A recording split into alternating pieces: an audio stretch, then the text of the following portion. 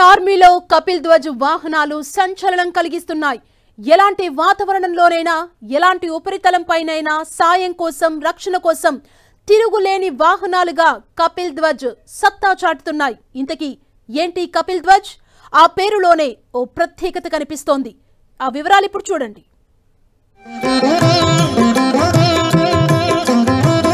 కపిధ్వజం జయానికి సంకేతం.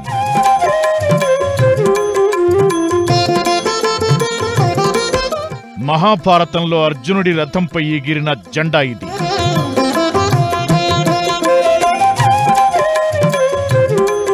పురాణ పురుషుడు చిరంజీవి ఆంజనేయుడు పాండవులకు ఇచ్చిన మాట మేరకు మహాభారత యుద్ధంలో శ్రీకృష్ణుడు సారథ్యం వహించిన రథంపైన పతాకంగా మారతాడు. తానున్న చోట శత్రువుల భయం, అపజయం అనేదే లేకుండా ఉంటుందని చెబుతాడు.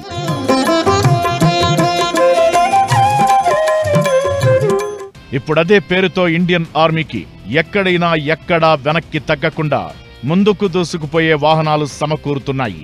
అవే కపిధ్వజ్ వెహికల్స్. పర్వతాలు, అడవులు, నదులు, మంచులోయలు, నీరు, ఎడారులు, చిత్తడి నేలలు, ఇలా ఎక్కడికైనా ఆ వాహనం వెళ్లగలదు. ఇన్ని విభిన్న వాతావరణ పరిస్థితుల్లోనూ పనిచేసే సామర్థ్యం వీటి సొంతం. ఆగస్టు నెలలో సంభవించిన ఉత్తరాఖండ్, జమ్మూ కశ్మీర్, పంజాబ్ వరదల్లో వీటి సేవలను వినియోగించారు.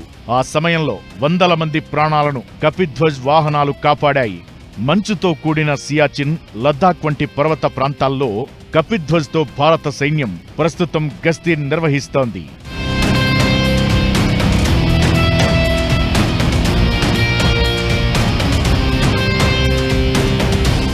ఈ కపిధ్వజ్ను జేఎస్డబ్ల్యూ గెక్కో మోటార్స్ సంస్థ తయారు చేస్తోంది.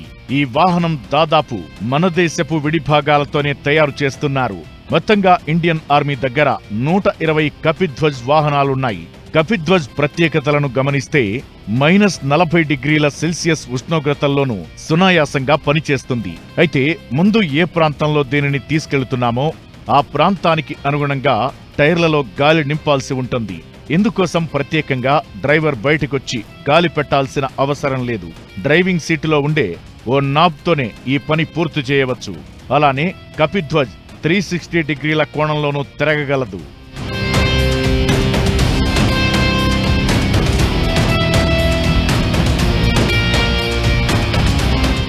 కపిధ్వజ్ బాడీ కింద భాగం పడవలా ఉంటుంది. ఫుల్ ట్యాంక్ కెపాసిటీ 327 లీటర్లు.